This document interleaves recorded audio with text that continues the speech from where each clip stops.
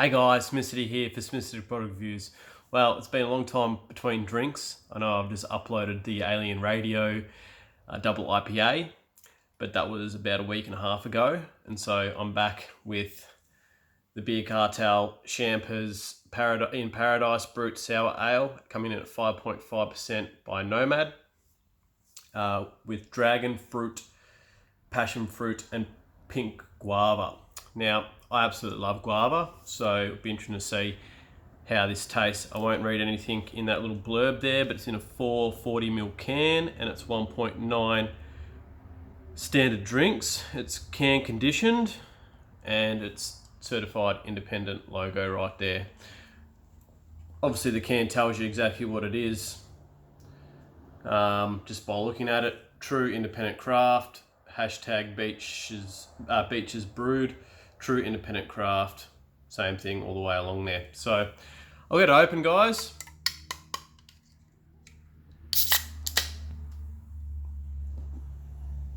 Oh, it smells pretty good straight away.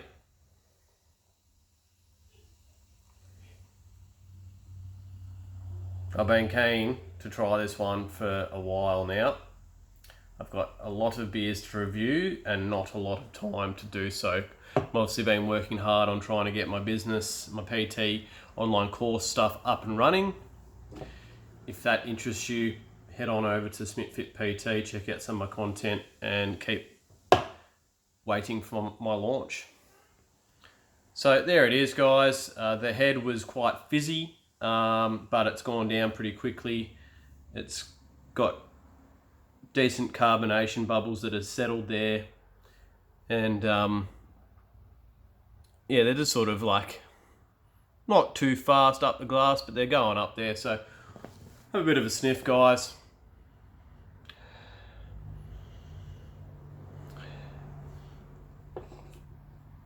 So definitely getting passion fruit and guava, and there is another smell there, which I assume would be the dragon fruit. But I don't think I've ever had dragon fruit, so I'd be assuming that that's what it is. But I'm able to pick out the layers between the three fruits, so that's fantastic. We'll just go straight in. Champers in Paradise by Nomad Brewing. Cheers.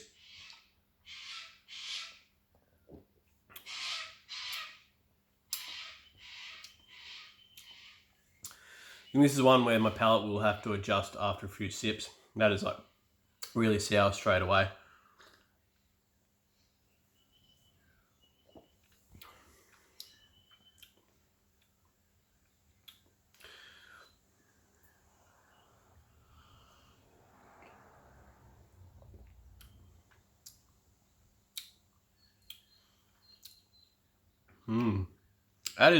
That's really tasty, guys. That is really, really tasty. I don't even know what a dragon fruit looks like. But got a lime there, unless that is the dragon fruit, I'm not too sure. But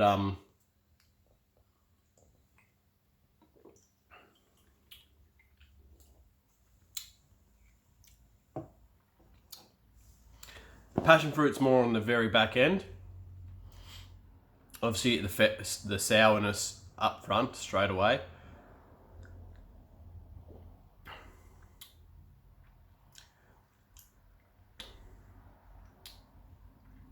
It's not as guava-y as I would have hoped, but it is in there. So that's no knock. Obviously, just when you see something on a package you're like, oh yeah, I hope it has more of that in it. But that's more of a preference thing than a blight on this actual beer.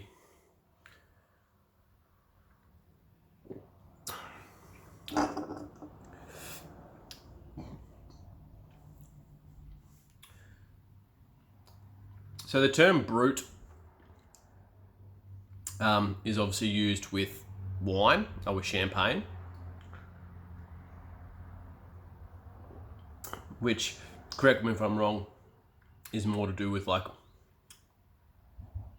dry champagne.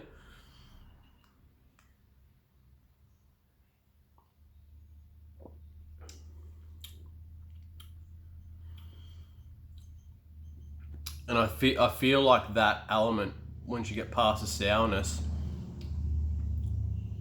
it does have that sort of brut champagne characteristic also, like on the back end.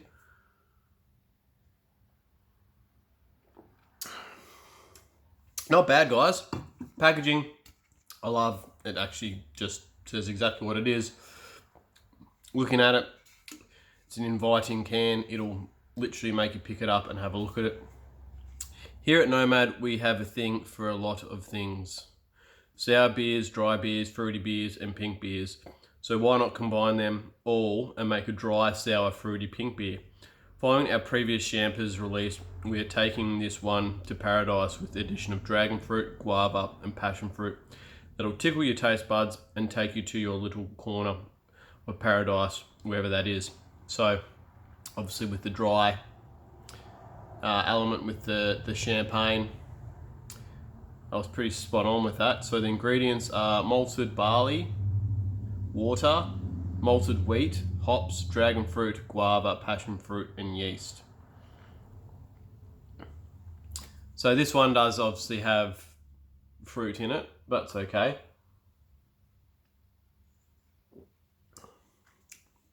I think if like it's marketed in that direction, and look, to be honest, that brut dryness of it sort of still pushes it towards, like for me, being more of a beer than like a fruit juice, because this tastes nothing like a fruit juice, even with those three fruits added.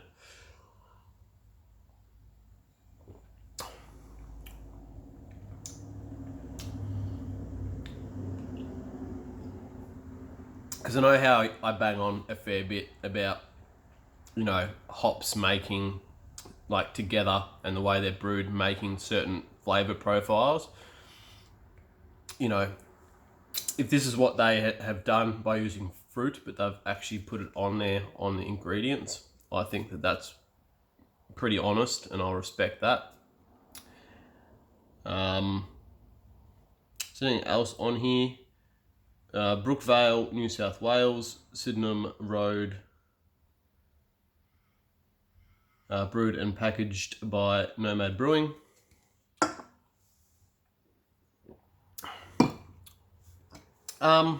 Drinkability is, once you get past the sourness, like your palate adjusting to the sourness of it, it is quite drinkable. This is one where you probably could get away with drinking more than 3 or 4, in terms of enjoying it. You know, whilst you're having your fourth, you're still enjoying your fourth. So that's pretty good for a sour beer. It can sort of go two ways, where it's way too sour. Maybe the ABV's a bit too high, and then the mixture of both of those two things together means that you like probably something that it's either a one and done or like a 2-can Sam type element. But this is definitely one where you can just slam it down your palate and like now. What would I rate it though? Just trying to think, like, is this something I'd pick up again?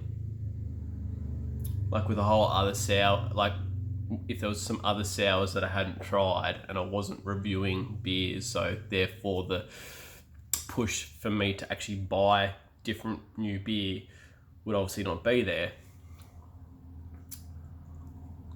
Yeah, it's a tough one. It's a tough one. I could see myself being in a mood and buying this. So that's good. That's good from that perspective. Probably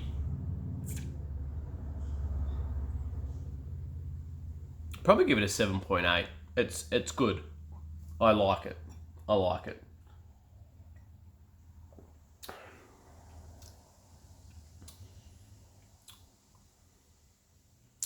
I think I think the dryness of it sort of like almost stops you from enjoying like the guava part, the pink guava part of it. That's my experience. Other people might be experiencing different, and they might taste loads of it. And that's where my beer reviews are just all subjective at the end of the day. And perfect example in a great, fantastic group, Beer Selfies on Facebook, and one of the girls on there posted a photo of her enjoying the beer that I actually have rated the lowest on this channel, which is a 4, which was the Juicy IPA by I've forgotten who they're. Riverside, I think maybe. And yeah, I asked her how she liked it, and she actually said that she didn't mind it. And so that just shows you that things are very subjective. And then another thing is, on that same sort of day posting, saw another one of a guy, Cloak and Dagger on there, or Cloak Dagger on there, and he posted him enjoying a Crankshaft IPA by I've forgotten who they're by now.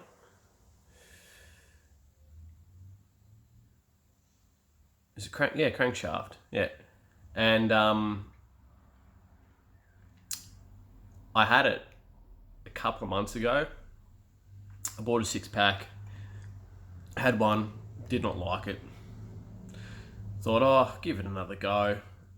Gave it another go, didn't like it. Still drank 6 of them. I think I drank 4. One night, and then I drank 2 another, and still just didn't like those other 2 that I had the next day or a couple of days later. And I thought, you know what, I'll give it another crack. The footy just has started back in Australia, and thought I'll have dinner, watch the footy, I'll just buy one beer, and rebought that, and I actually enjoyed it. I actually really enjoyed it more than I thought I was going to. And look, if I had have reviewed it the first time I had it and I didn't like it, I probably would have given it a 5. But I then, like, if I was reviewing it when I just enjoyed it watching the footy, and it wasn't anything to do with the footy in terms of the rating, like that didn't boost it up because I was enjoying myself. I think because when I drank it the first time, I didn't necessarily unpack it. I think I was just drinking it, and I probably just, for whatever reason, wasn't in the mood for that style of beer, and that's okay. And so yeah, I didn't really enjoy it. But then I thought, people are enjoying this beer. It obviously was number 1 in the Gabs Hottest 100. And so yeah, I gave it another go, and like if I was reviewing it on that day, I probably would have reviewed it rating as an 8. So it just shows you that, perception, time, mood.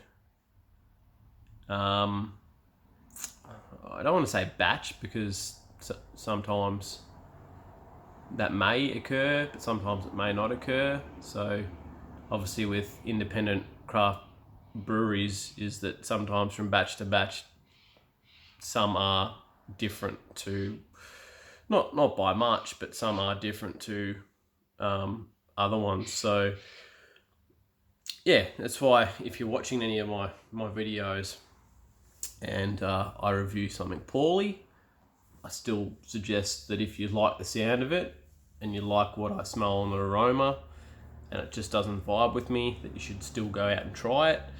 And then on the flip side of that is, if that I really love something, don't allow that to dictate you to buy it. But at the same token, if I'm really like going, you need to go out and try it, and you don't, understand that it's all just perception. It's all just your individual taste buds. And look, if you buy something that I absolutely rate, like high up there, 9s, 10s, and you really don't like it, give it another go a couple of months later and see if that opinion is still the same, because it may very much well just change. May not change by much, but it may change. So yeah, I sort of went off a little bit of a tangent there, but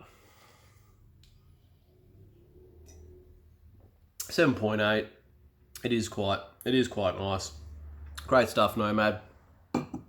And not too sure what my next beer review will be. Obviously, I've still got pretty much a whole pack of Beer Cartel pack to go through. I've got 2 beers from Jamison pub when we went away. I may do them first. I'm thinking I should do them first.